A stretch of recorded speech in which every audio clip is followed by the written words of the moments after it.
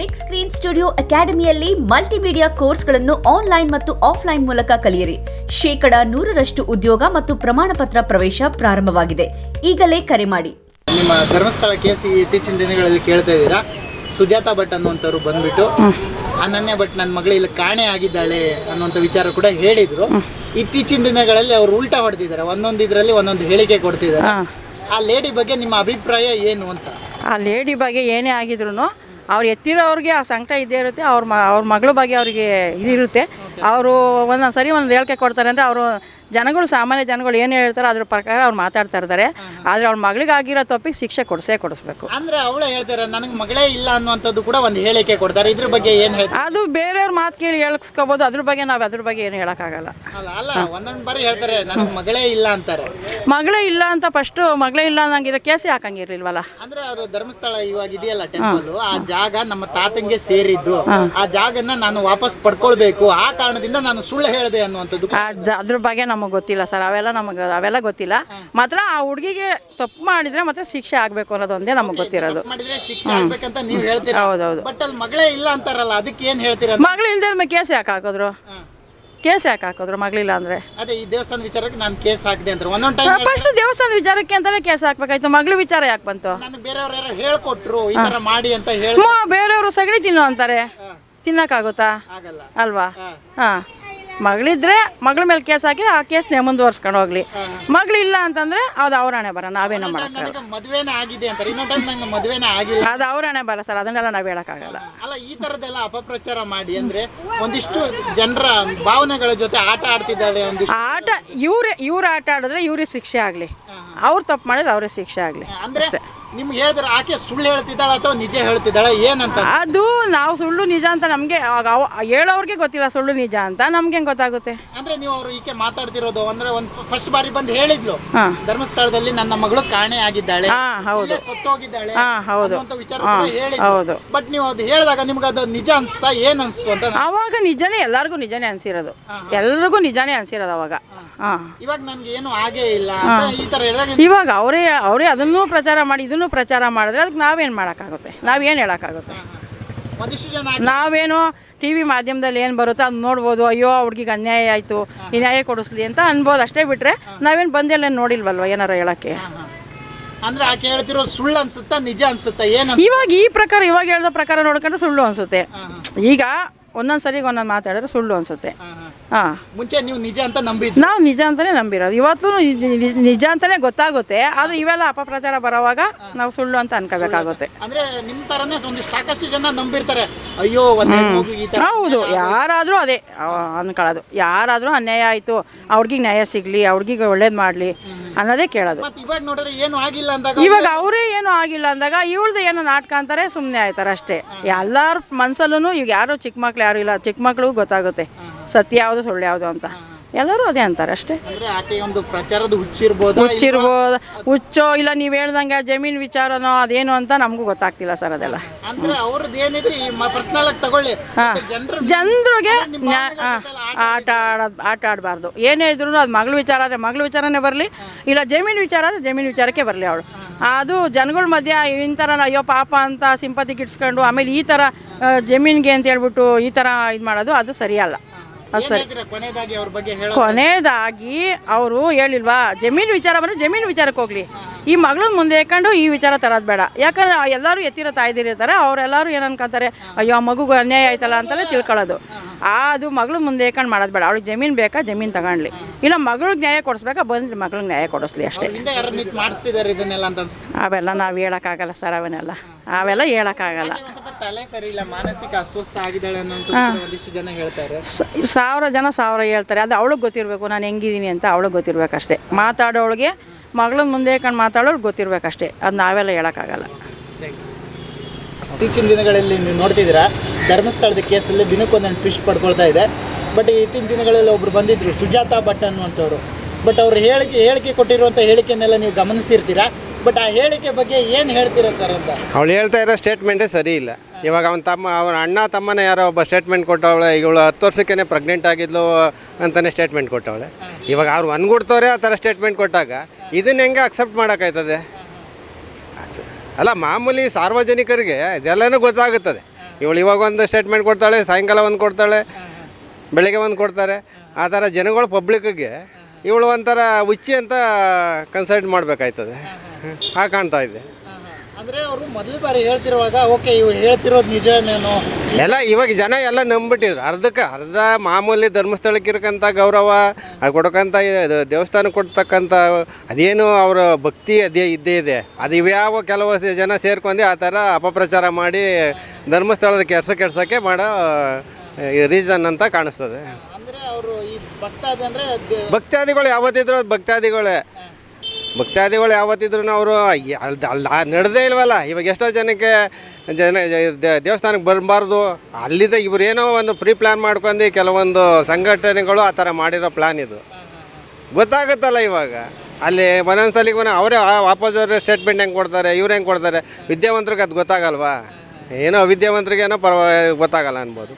ಆಕೆ ಮೊದಲೇ ಬಾರಿ ಹೇಳ್ತಿರುವಾಗ ಹೌದೇನೋ ನಿಜಕ್ಕೂ ಈ ಥರ ಪ್ರಾಬ್ಲಮ್ ಆಗಿತ್ತೇನೋ. ಹೌದು, ಕರುಣೆ ಒಂದು 50% ಆಲೇ ಒಪ್ಪಿಟ್ಟಿರೋ ಇದೆಲ್ಲ ಈ ಥರ ಹಿಂಗಾಗಿದೆ ಏನೋ, ಹಿಂಗೆ ಧರ್ಮಸ್ಥಳದಲ್ಲಿ ನಡೀತಾ ಇದೆ ಅಂತೆಲ್ಲ ಹತ್ರ ಬೀಳೋ ಒಂದು 50% ತಿಳ್ಕೊಂಡಿದ್ರು. ಇವಾಗೆಲ್ಲ ಅದು ಕನ್ಫರ್ಮ್ ಆಗೋಗಿದೆ. ನಿಮಗೂ ನೀವು ನಂಬಿದ್ರೆ ಸರ್ ಆಕೆ ಮುಂಚೆ ಇಲ್ಲ, ನಾವು ಅದು ನಂಬೋ ಚಾನ್ಸಸ್ಸೇ ಇಲ್ಲ. ಅವಳು ಹೇಳ್ತಿದ್ಲ ಸ್ಟೇಟ್ಮೆಂಟ್ ಕೊಡ್ತಿದ್ದು ಗೊತ್ತಾಗುತ್ತಲ್ಲ. ಆಮೇಲೆ ಅವನ್ನ ಯಾರೋ ಇದು ಅವ್ರ ಅಣ್ಣನ ತಮ್ಮನ ಯಾರೋ ಒಂದು ಸ್ಟೇಟ್ಮೆಂಟ್ ಕೊಟ್ರಲ್ಲ, ಅವಾಗ ಏನಾಗುತ್ತೆ? ಇವಾಗ ಬಂದ್ಗುಡ್ದವ್ರಿಗೆ ಗೊತ್ತಿಲ್ಲದೆ ಇರೋದು ಏನು ಗೊತ್ತಿರ್ತದೆ? ಒಂದಿಷ್ಟು ಜನ ಹೇಳ್ತಾರೆ ನಮ್ಮ ಭಾವನೆ ಜೊತೆ ಆಟ ಆಡಿದ್ಲು ಆಕೆ ಅನ್ನುವಂಥದ್ದು ಕೂಡ. ಇವಾಗ ಮಾಡಿರೋದು ಅದನ್ನೇ.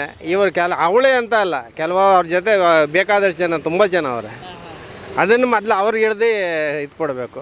ಅಂದ್ರೆ ಅವರು ಮೊದಲೇ ಬಾರಿ ಹೇಳ್ತಾರೆ ಆಕೆ ನನ್ನ ಮಗಳು ಅಂತ. ಹೌದು ಹೌದು. ಆ ನಂತರ ಆಕೆ ನನ್ನ ಮಗಳಲ್ಲ ಅಂತ ಇನ್ನೊಂದು ಸ್ಟೇಟ್ಮೆಂಟ್ ಕೊಡ್ತಾರೆ. ನನಗೆ ಯಾವ ಮಗಳೇ ಇಲ್ಲ ಅನ್ನುವಂಥದ್ದು ಕೂಡ ಹೇಳ್ತಾರೆ. ಆಮೇಲೆ ಆಕೆ ನನ್ನ ದತ್ತು ಮಗಳು ಅಂತಾನೂ ಹೇಳ್ತಾರೆ.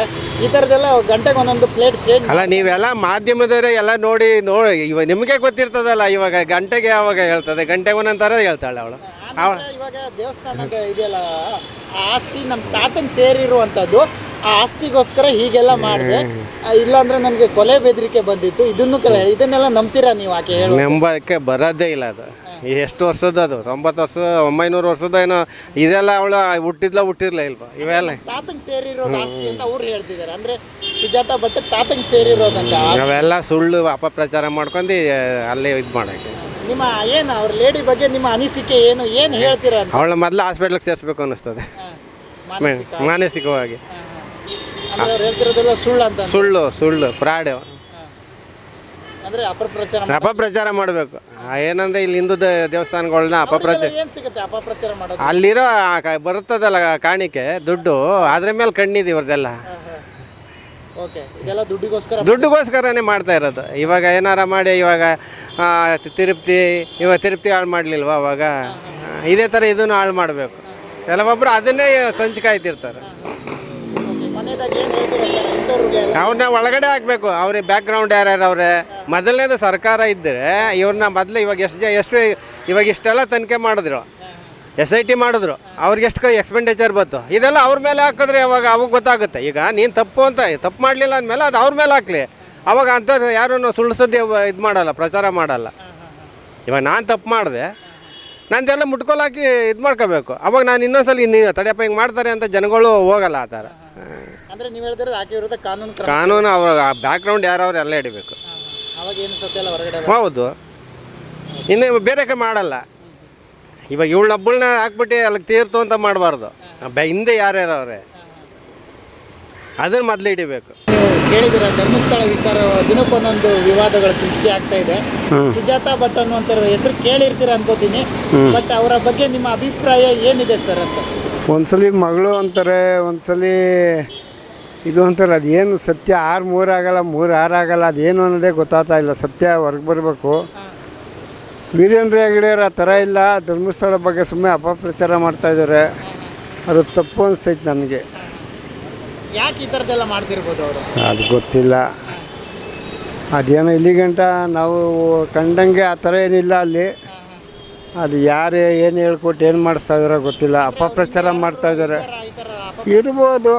ಯಾಕೋ ಇಲ್ಲ ಸುಮ್ಮನೆ ಯಾಕೆ ಇಷ್ಟು ದಿನ ಇಲ್ದಿದ್ದು ಸುಮ್ಮನೆ ಅಪಪ್ರಚಾರ ಮಾಡ್ತಾಯಿದ್ದಾರೆ ಗೊತ್ತಿಲ್ಲ ಅಷ್ಟೇ ಹೇಳ್ಬಲ್ಲೆ. ಸುಮ್ಮನೆ ಒಂದ್ಸಲಿ ಅಮ್ಮ ಇದ್ದಾರೆ ಅಂತಾರೆ, ಒಂದ್ಸಲಿ ಬದುಕವ್ರೆ, ಒಂದ್ಸಲಿ ಕಾಣಿ ಆಗಿದ್ದಾರೆ ಅಂತಾರೆ. ಅದೇನು ಅನ್ನೋದು ಗೊತ್ತಿಲ್ಲ. ಮಗಳೇ ಇಲ್ಲ ನನಗೆ, ಮಗಳೇ ಹುಟ್ಟಿಲ್ಲ ಅಂತಾರೆ. ಒಂದು ಅದೇ ಆ ಅಮ್ಮಂಗೆ ನನ್ನ ಮೈಂಡ್ ಅಪ್ಸೆಟ್ ಆಗುತ್ತೆ, ಏನೋ ಗೊತ್ತಿಲ್ಲ. ಅಂದರೆ ಈ ಥರದ್ದೆಲ್ಲ ಹೇಳಿ ಜನರ ಭಾವನೆ ಜೊತೆ ಆಟ ಆಡಿದ್ರು ಆಕೆ ಅನ್ನುವಂಥ ವಿಚಾರ ಅವ್ರ ಮೇಲೆ ಅಪವಾದ ಬರ್ತಾ ಇದೆ. ನೀವೇನು ಹೇಳ್ತೀರಾ ಸರ್ ಅಂತ? ಅದು ನಮ್ಗೆ ಗೊತ್ತಾಗಲ್ಲ. ಆ ಸೌತ್ ಕೇಂದ್ರದವ್ರನ್ನ ಕೇಳಬೇಕು ಅದೇನು ಅಂತ. ನಮಗೂ ಅದಕ್ಕೆ 400 ಕಿಲೋಮೀಟ್ರ್ ದೂರ ಇದೆ.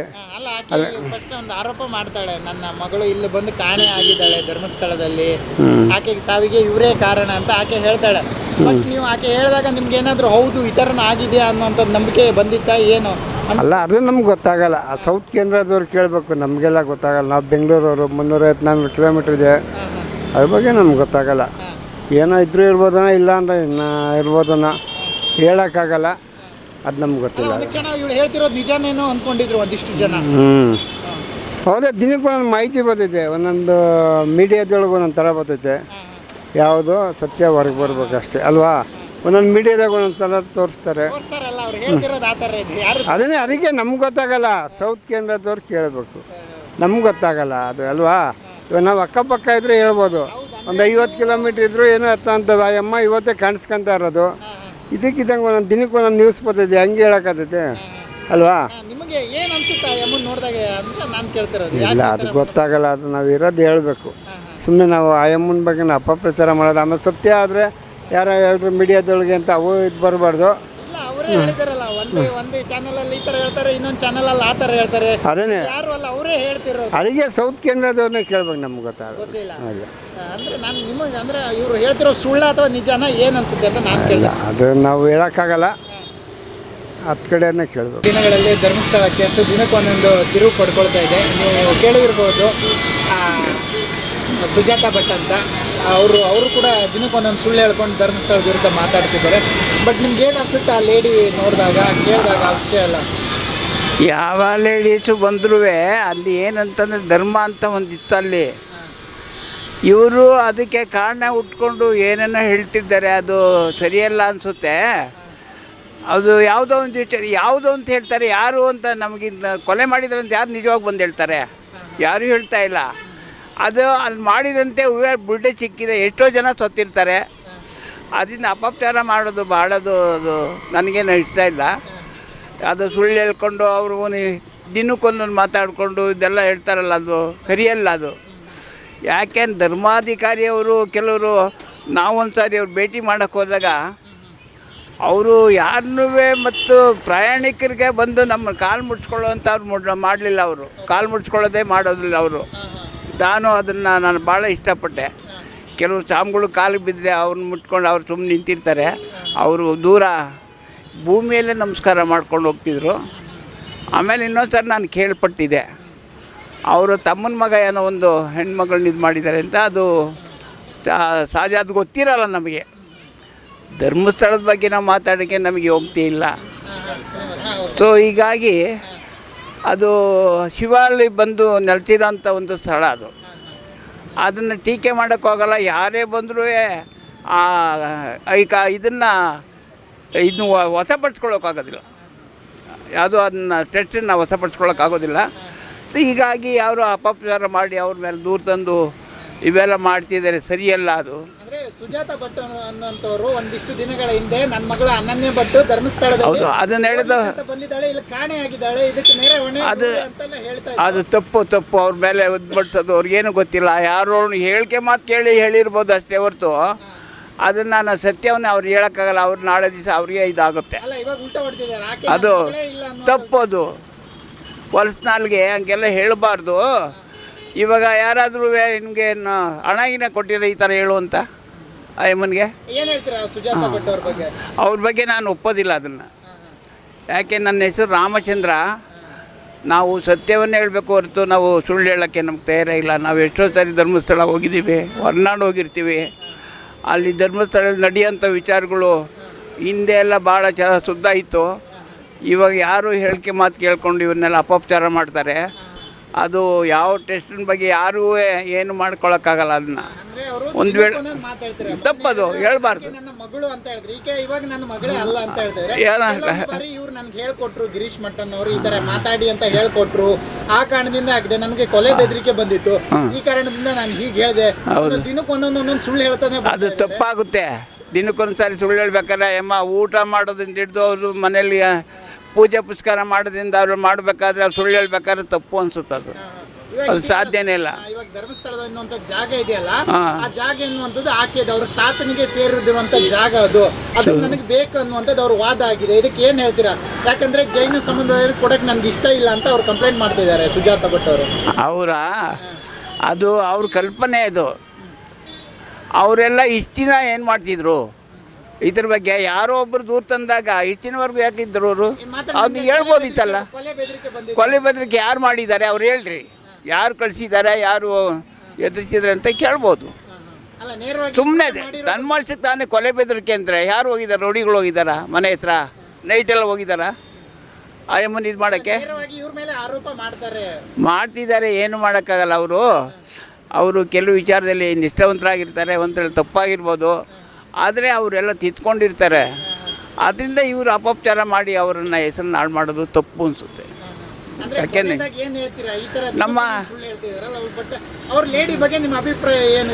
ಆ ಎಮ್ಮ ಹೇಳ್ತಿರೋದು ಸುಳ್ಳು, ತಪ್ಪಾಗುತ್ತೆ. ಯಾಕೆಂದರೆ ನಮಗೆ ಕರ್ನಾಟಕದಲ್ಲಿ ಧರ್ಮಸ್ಥಳ ಅಂತ ಒಂದು ಪವಿತ್ರವಾದ ಸ್ಥಾನ ಇದೆ, ಬೇರೆ ಕಡೆ ಇಲ್ಲ.